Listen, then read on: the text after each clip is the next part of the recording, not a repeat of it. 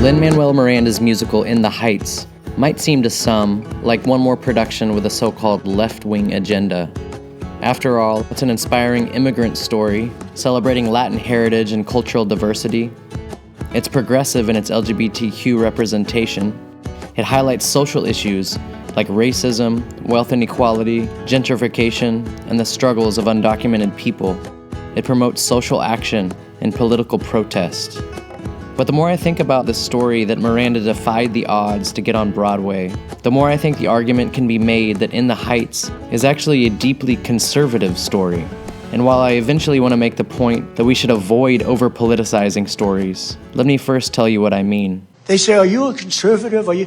Whether you're conservative, yeah, I'm conservative. But To be conservative, like any broad ideology, can mean different things depending on your time and place. But there are some pretty ubiquitous and enduring conservative values. I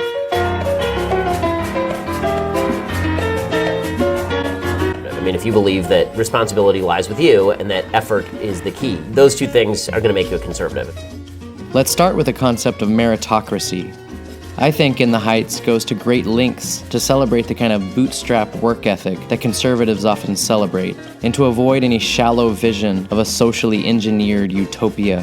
Look at Kevin Rosario, who built his dispatch business from nothing, and now toils to pay for his daughter Nina's university bills. I went to the Plaza Arecibo to shine shoes for a nickel. Nina's new opportunities at Stanford came as a result of her relentless work ethic in school. Vanessa makes tireless efforts towards her dream of being a fashion designer, leveraging the skills she has developed to try and get a leg up. There's the neighborhood's abuela, a first-generation immigrant who worked her whole life cleaning houses and never brought herself out of poverty. And of course, the protagonist Usnavi's life is marked by his daily grind at the bodega, building on the humble beginnings that his late parents left him. Tú eres un workaholic. Like all the characters, he has his dreams, and he's willing to put in the work. Even when his friends obsess about lottery winnings, his is the voice of practicality. If you really want some bread, Usnavi raps, then go ahead, create a set of goals, and cross them off the list as you pursue them. Even Dave Ramsey would be proud. Yeah, and that's... From the film's opening notes, Washington Heights is portrayed as a community of diverse peoples who all have their own little dreams, but ultimately deal with what they have been dealt and keep scraping by.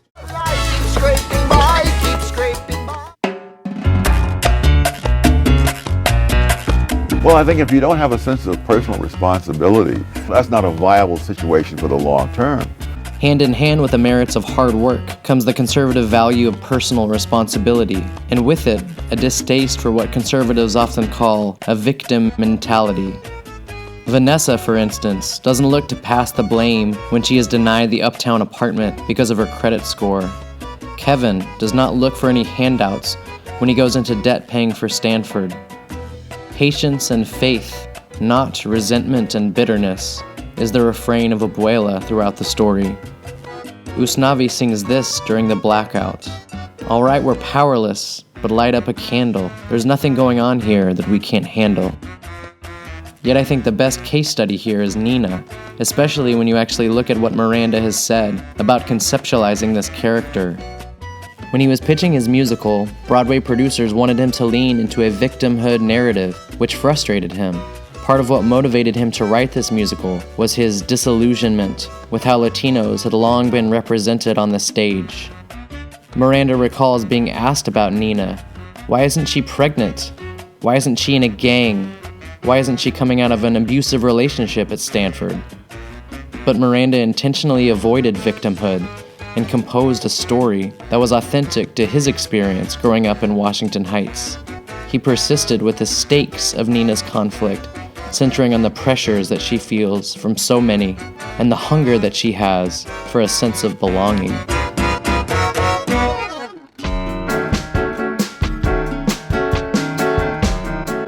family is what it's all about. We need more people committed to that. The best way to effectuate change is to make sure that you are cultivating a healthy interior life. You can control what happens in your household.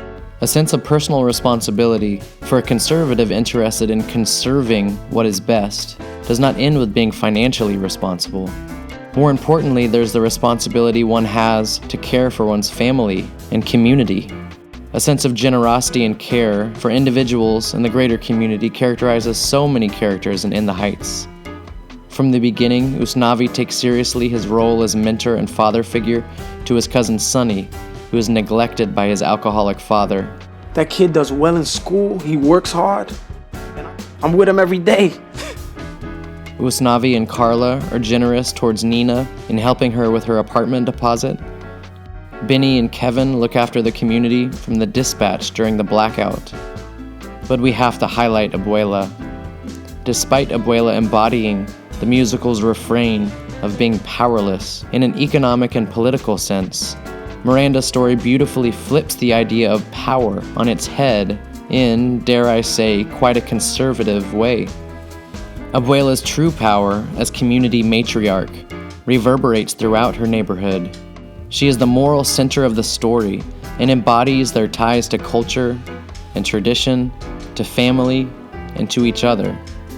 And it is this power, the sense of community and belonging that Abuela's selfless love and generosity fosters, that inspires and truly changes those around her. When she was here, the path was clear. It's what causes Nina to shift in her thinking of not escaping the barrio, but returning to Washington Heights with a vision of service after she finishes college. Maybe Stanford isn't a way out, maybe it's a way back. And Abuela's influence is what causes the transformation of Usnavi's little dream from leaving his community to, in the story's beautiful twist ending, choosing to stay and invest in Washington Heights. It's a beautiful resolution to be fully present with those around him, to spread stories and maintain tradition, to build a family, and to pour love and care into his community, just like Abuela did before him. I dare anyone to find a more conservative statement than this. They used to say that if you work hard, money will come and things will come, and those things will complete you, but they won't. We work so hard to try and get there that we forget about what's right here. If It's a Wonderful Life can be propped up as a conservative story, as I believe it can, then why can't In the Heights? Merry Christmas, you wonderful old building and loan! After all, Usnavi references George Bailey's Building and Loan by name in the final song.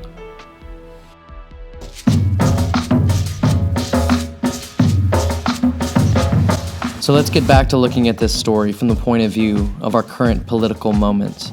On the far left of things, I think a loud response to the release of the musical's film adaptation captures well what the right often criticizes about the woke left. And in some cases, though not all, the right can be justified in its critiques. But what of the right's response to the film? From what I can find, it didn't cause much of a stir. This could be, perhaps, that conservatives were turned off by what they might have seen as a left-wing agenda.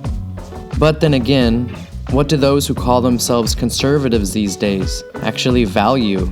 It can be hard to find conservatives that seem to care about the values I discussed in this video: family, community, responsibility, more than they care about culture war talking points or their loyalty to certain political figures. Regardless, what I think this conversation ultimately speaks to is the silliness of trying to plot a well-told story on the political spectrum.